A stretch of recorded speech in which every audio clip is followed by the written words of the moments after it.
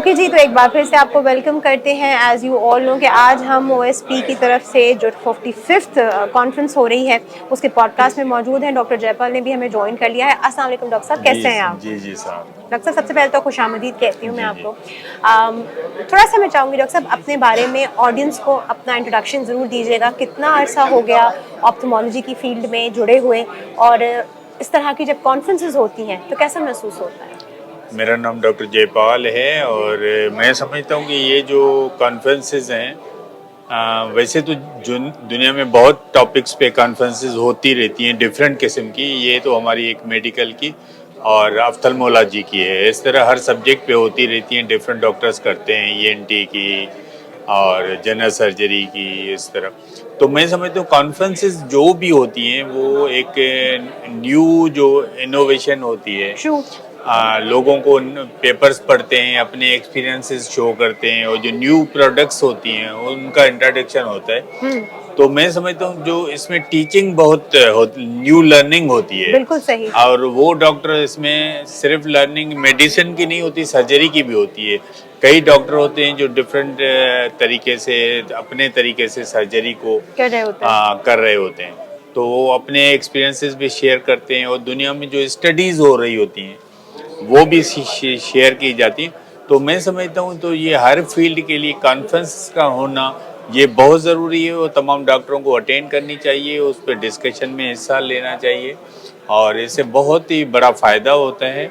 और मैं समझता हूँ, मैं तो हर साल अटेंड करता हूँ यहाँ जी, तो इसको दूसरों को भी अटेंड करना चाहिए। डॉक्टर साहब, जाते जाते हर डॉक्टर से हमारा एक सवाल है, आँखों से रिलेटेड हम कौन सी ऐसी बेसिक गलतियाँ हैं जो अभी भी कर रहे हैं, और कोई भी पब्लिक सर्विस मैसेज जो आप इसी सवाल से जवाब में रिलेटेड लोगों को देना चाहें कि लोग ये गलतियाँ ना करें ताकि लोगों को अपनी आँख की सेहत का ख्याल रखने का सलीका है।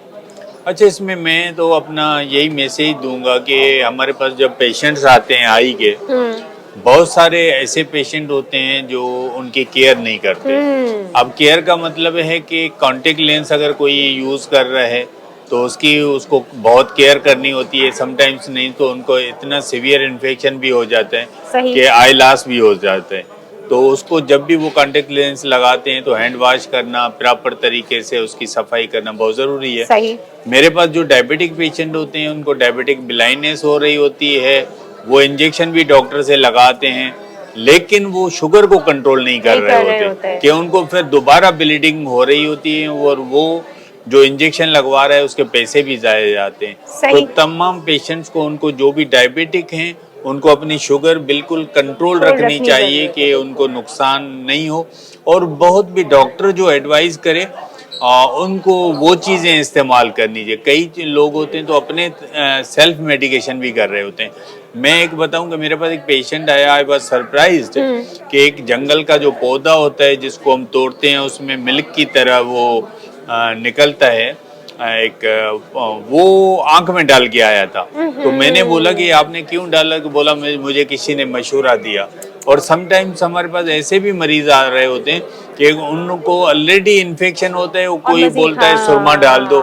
मैंने कहा जब आपकी रेड आई हो, आई में खराबी है, तो आप कोई भी मेडिकेशन अपनी तरफ से ना करें, डॉक्टर की एडवाइस पे अमल करें। तो उससे नहीं तो हमारे यहाँ बहुत सारे लोगों की इस तरह आइज खराब हो। कई लोग ऐसे भी होते हैं, मैं ये भी बोलूँगा कि बच्चों के हमारे जब वो स्कूल में बच्चा एडमिट होता है 5 साल का, तो उनकी आंखें चेक करवाना बहुत ज़रूरी है। कई लोग नहीं करवाते तो बच्चों की परमानेंट लेजी आई भी हो जाती है। बिल्कुल सही, बिल्कुल सही। बहुत बहुत शुक्रिया डॉक्टर जयपाल, आपने तो बहुत ज़्यादा इन्फॉर्मेटिव बात हमारे साथ शेयर की है और बेहद अच्छा लगा आपसे बात करके। थैंक यू सो मच, बहुत बहुत शुक्रिया।